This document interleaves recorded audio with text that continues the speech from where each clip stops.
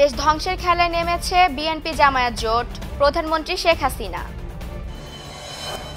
কামরুজ্জামানের মৃত্যু পরোয়ানা জারি। মমতার ঢাকা সফর গুরুত্বপূর্ণ বলছেন বিশ্লেষকেরা। ইংলাকের বিরুদ্ধে সেনা সমর্থিত সরকারের ফৌজদারি মামলা এবং ইউএইর বিপক্ষে 4 উইকেটে জিতল জিম্বাবুয়ে। আসসালামু আলাইকুম। মিলেনিয়াম সংবাদে শুনছিলেন প্রধান শিরোনাম। সংবাদের সঙ্গে আছে আমি আয়েশা সিদ্দিকা শিমুল। এবারে বিস্তারিত। দেশ ধ্বংসের খেলায় নেমেছে বিএনপি জামায়াত জোট, অভিযোগ করেছেন প্রধানমন্ত্রী শেখ হাসিনা। চলমান সহিংস আন্দোলন কোনো রাজনৈতিক আন্দোলন হতে পারে না বলেও মন্তব্য করেন তিনি। সকালে ওসমানী স্মৃতি মিলনায়তনে এ বছরে 21 পদক প্রাপ্তদের হাতে সনদ তুলে দিয়ে তিনি এই মন্তব্য করেন। অনুষ্ঠানের শুরুতেই এবছর 21 পদক প্রাপ্তদের হাতে পুরস্কার তুলে দেন প্রধানমন্ত্রী। এবার শিক্ষা, গবেষণা, ভাষা, গণমাধ্যম, সমাজসেবা সহ বিভিন্ন ক্ষেত্রে অবদানের জন্য 15 বিশিষ্ট নাগরিককে পদক দেয়া হয়।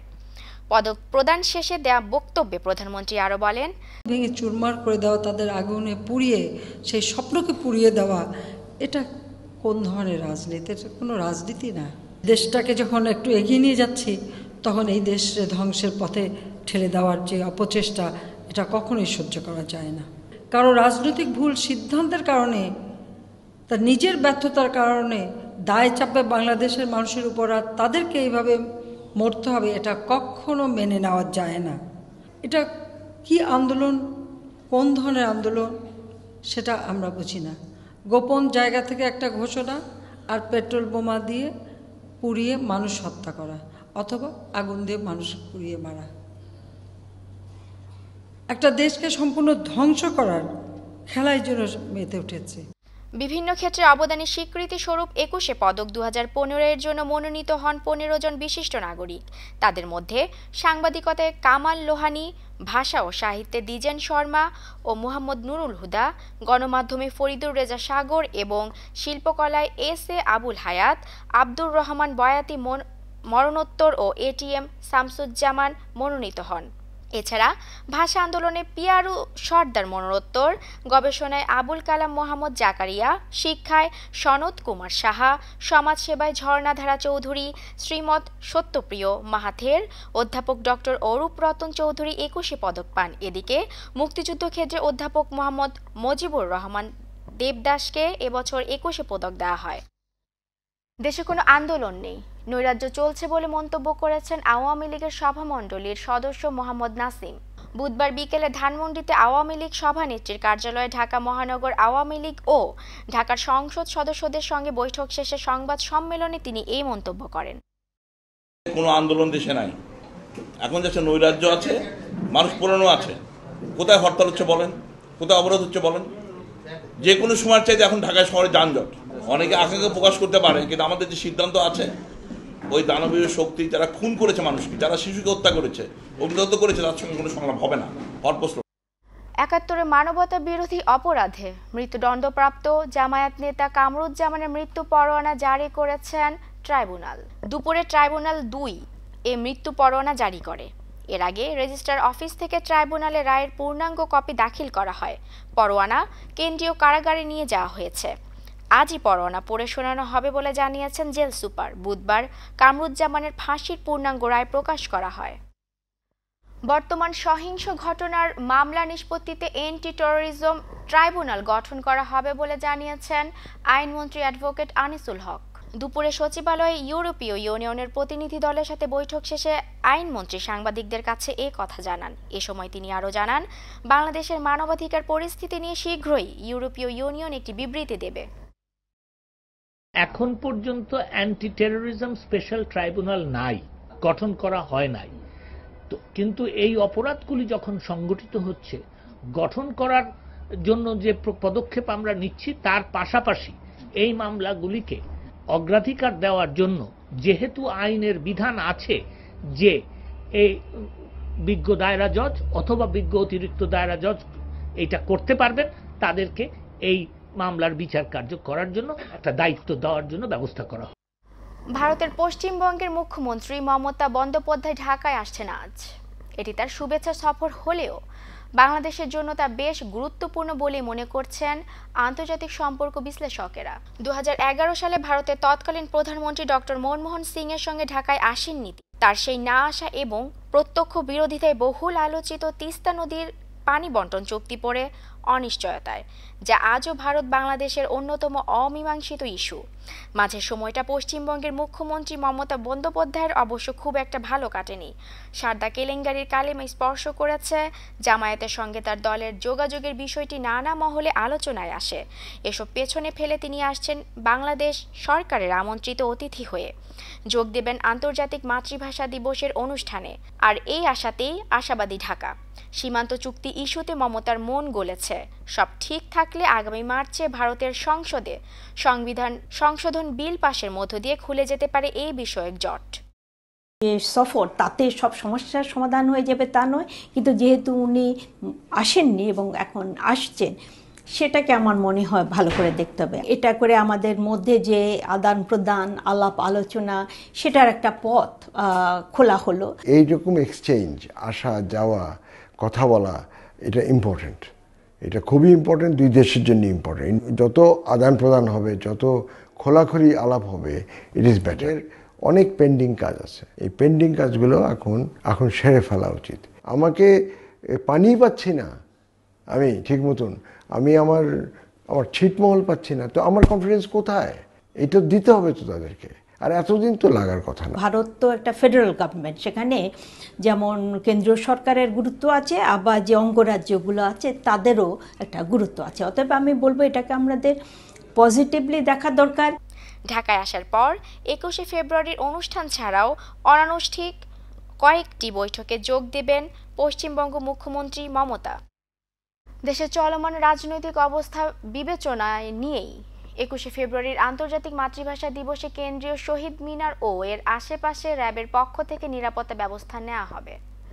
এ তথ্য জানিয়েছেন র্যাবের মহাপরিচালক বেনজির আহমেদ। সকালে কেন্দ্রীয় শহীদ মিনার চত্বর পরিদর্শন শেষে সাংবাদিকদের তিনি ব্রিফ দেন। চলমান যে পরিস্থিতি দেশে আছে সেটি বিবেচনায় নিয়েই মূলত আমরা একটা নিরাপত্তা পরিকল্পনা গ্রহণ করি, যাতে করে দেশের মানুষ, এই শহরের মানুষ একটা নিরাপত্তা বোধের মাধ্যমে নিরাপদ পরিস্থিতিতে তারা আমাদের মহান ভাষা শহীদদের স্মৃতি অর্পণ করতে পারেন, তাদের প্রতি শ্রদ্ধার্ঘ অর্পণ করতে পারেন।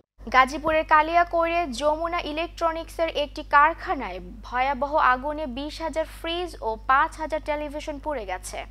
ফায়ার সার্ভিস জানায়, বুধবার সন্ধ্যা 6টার দিকে যমুনা ইলেকট্রনিক্সের কারখানার একটি ভবনের নিচতলায় বৈদ্যুতিক শক সার্কিট থেকে আগুনের সূত্রপাত হয়। মুহূর্তের মধ্যে তা চারদিকে ছড়িয়ে পড়ে। খবর পেয়ে কালিয়াকৈর, গাজীপুর ও টঙ্গী ফায়ার স্টেশনের 6টি ইউনিট প্রায় 2.5 ঘন্টা চেষ্টা চালিয়ে আগুন নিয়ন্ত্রণে আনে। আগুনে কারখানাটির 20,000 ফ্রিজ ও 5,000 টেলিভিশন সহ বিভিন্ন ইলেকট্রনিক্স সামগ্রী পুড়ে যায় বলে দাবি করেছেন স্টোর ম্যানেজার আবু ইউসুফ। কক্সবাজারের টেকনাফে বিজেপির সাথে বন্দুকযুদ্ধে মোহাম্মদ হোসেন 38 নামের এক ইয়াবা ব্যবসায়ী নিহত হয়েছে। বন্দুকযুদ্ধে তারা মিয়া ও সিদ্দিকুর রহমান নামে 2 বিজেপি সদস্য আহত হয়েছে। ঘটনাস্থল থেকে 40,000 পিস ইয়াবা ও একটি দেশীয় তৈরি বন্দুক উদ্ধার করেছে বিজেপি। আমাদের কক্সবাজার প্রতিনিধি আমানুল্লাহ জানিয়েছেন, বৃহস্পতিবার ভোরে টেকনাফের হিলা ইউনিয়নের আলীখালীস্থ নাফ নদীর মোহনায় বন্দুকযুদ্ধের ঘটনাটি ঘটে। নিহত মোহাম্মদ হোসেন হিলা আলীখালী এলাকার মোজাফফরের পুত্র। বিজিবির টেকনাফস্থ 42 ব্যাটালিয়নের অধিনায়ক লেফটেন্যান্ট কর্নেল আবুজার আল জাহিদ জানিয়েছেন, বৃহস্পতিবার ভোরে টেকনাফের হিলা ইউনিয়নের আলীখালীস্থ নাফ নদীর মোহনায় কয়েকজন ব্যক্তিকে দেখে বিজিবি সদস্যরা এগিয়ে যায়। এ সময় বিজিবিকে লক্ষ্য করে 5-6 রাউন্ড গুলি বর্ষণ করা হয়। এতে বিজিবি 2 সদস্য আহত হয়। বিজিবিও পাল্টা গুলি করে। এক পর্যায়ে অন্যান্যরা পালিয়ে গেলেও ঘটনাস্থল থেকে একজনের মৃতদেহ উদ্ধার করা হয়। ওখানে পাওয়া যায় 40,000 ইয়াবা ও একটি দেশীয় তৈরি বন্দুক। বিজিবির 2 সদস্যকে প্রাথমিক চিকিৎসা প্রদান করা হয়েছে। এ ব্যাপারে মামলার প্রক্রিয়া চলছে। কুমিল্লার অবৈধ অবরোধ হরতালের মতো গণবিধ্বংসী কর্মকাণ্ডের প্রতিবাদে মিছিল ও সমাবেশ করেছে জেলা আওয়ামী লীগ। আমাদের কুমিল্লা প্রতিনিধি আরিফুর রহমান মজুমদার জানিয়েছেন, বৃহস্পতিবার কুমিল্লা জেলা আওয়ামী লীগ কার্যালয় থেকে মিছিলটি বের হয়ে নগরীর প্রধান সড়ক প্রদক্ষিণ করে সমাবেশ অনুষ্ঠিত হয়। সমাবেশে বক্তব্য রাখেন জেলা পরিষদ প্রশাসক ওমর ফারুক, শহর আওয়ামী লীগ সাধারণ সম্পাদক আবুল কাসেম রওশন ও জেলা আওয়ামী লীগ সদস্য শাহিনুল ইসলাম শাহিন সহ আওয়ামী লীগ নেতৃবৃন্দ। নাটোরে চুল কালো করার ভারতীয় ব্র্যান্ডের দুলহান তেল তৈরির নকল কারখানা সিলগালা করে দিয়েছে ভ্রাম্যমাণ আদালত। আমাদের নাটোর প্রতিনিধি এম আরিফুল ইসলাম জানিয়েছেন, পুলিশ জানায় নাটোর শহরতলির দত্তপাড়া এলাকায় বাড়ি ভাড়া নিয়ে দীর্ঘদিন ধরে ভারতীয় ব্র্যান্ডের নকল দুলহান তেল তৈরি করে আসছে স্থানীয় আব্দুর রাজ্জাক নামের এক ব্যক্তি। গোপন সংবাদের ভিত্তিতে আজ দুপুরে সদর উপজেলা নির্বাহী কর্মকর্তা নারিউজ্জামানের নেতৃত্বে ওই বাড়িতে অভিযান চালানো হয়। পরে নকল তৈল তৈরির সরঞ্জাম, ৪৫ বস্তা খালি বোতল, ২৪ কার্টুন তেল এবং ৯টি ডিশ ভর্তি কেমিক্যাল জব্দ করা হয়। পরে নকল পণ্য তৈরির অভিযোগে কারখানাটি সিলগালা তৈরির পাশাপাশি মালিক আব্দুর রাজ্জাককে ২ লাখ টাকা জরিমানা আদায় করে ভ্রাম্যমাণ আদালত। অভিযুক্ত আব্দুর রাজ্জাক দীর্ঘদিন ধরে রিফাত কেমিক্যাল কোম্পানির ব্যানারে বাড়ি ভাড়া নিয়ে অবৈধভাবে দুলহান তেল তৈরি করে বাজারজাত করে আসছিলেন। এবার মিলেনিয়াম আন্তর্জাতিক সংবাদ।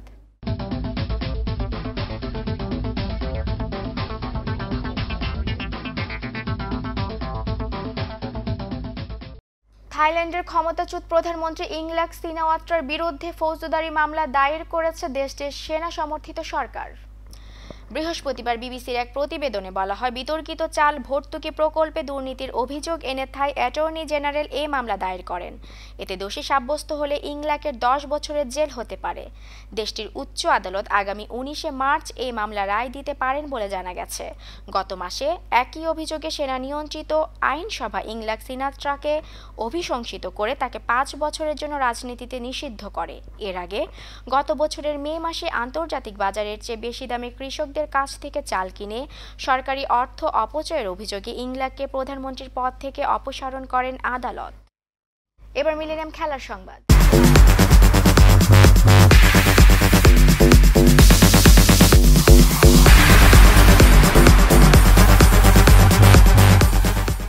উয়েফা চ্যাম্পিয়ন্স লিগের কোয়ার্টার ফাইনাল নিশ্চিত করেছে স্প্যানিশ জায়ান্ট রিয়াল মাদ্রিদ। শেষ ১৬ প্রথম পর্বের এ ম্যাচে ২-০ গোলে রিয়াল হারিয়েছে শালকেকে।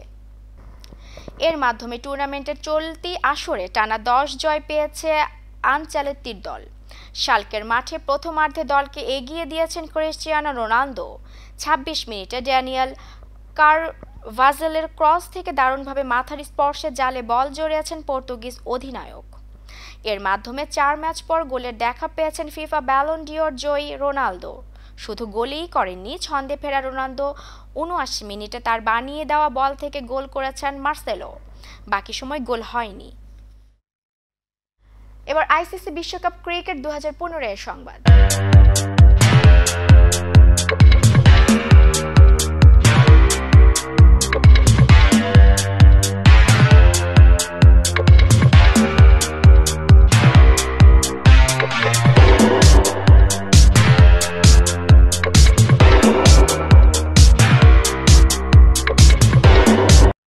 ক্রিকেটের অষ্টম ম্যাচে আইসিসির সহযোগী সদস্য সংযুক্ত আরব আমিরাতের ইউএই বিপক্ষে ৪ উইকেটে জয় পেয়েছে টেস্ট খেলুড়ে দেশ জিম্বাবুয়ে।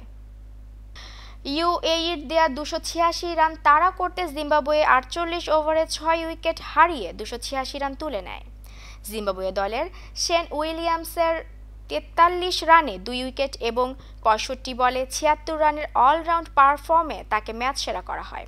এছাড়া ব্র্যান্ডন টেইলর করেন ৪৪ বলে ৪৭ রান। নির্ধারিত ৫০ ওভারে ৭ উইকেট হারিয়ে ইউএইর নেয়া ২৮৬ রানের দলীয় সর্বোচ্চ রান করেন সাইমন আনোয়ার ৬৭। এছাড়া খুররাম খান করেন ৪৫ রান। জিম্বাবুয়ের হয়ে ১০ ওভারে ৪২ রান খরচ করে চাতারা নেন ৩ উইকেট। এছাড়া সোলেমান মিরে ও শেন উইলিয়ামস নেন ২টি করে উইকেট। এর আগে নিউজিল্যান্ডের নেলসনে ম্যাচটি শুরু হয় বাংলাদেশ সময় ভোর ৪টায়। সংবাদ শেষ করার আগে শিরোনামগুলো জানিয়ে দিব আরও একবার। দেশ ধ্বংসের খেলায় নেমেছে বিএনপি জামায়াত জোট, প্রধানমন্ত্রী শেখ হাসিনা। কামরুজ্জামানের মৃত্যু পরোয়ানা জারি। মমতার ঢাকা সফর গুরুত্বপূর্ণ বলছেন বিশ্লেষকেরা। ইংলাকের বিরুদ্ধে সেনা সমর্থিত সরকারের ফৌজদারি মামলা। এবং ইউএইর বিপক্ষে 4 উইকেটে জিতল জিম্বাবুয়ে। এই ছিল মিলেনিয়াম সংবাদে। যে কোনো খবর পেতে লগ ইন করুন millenniumtv.net। সঙ্গেই থাকুন মিলেনিয়ামের। আল্লাহ হাফেজ।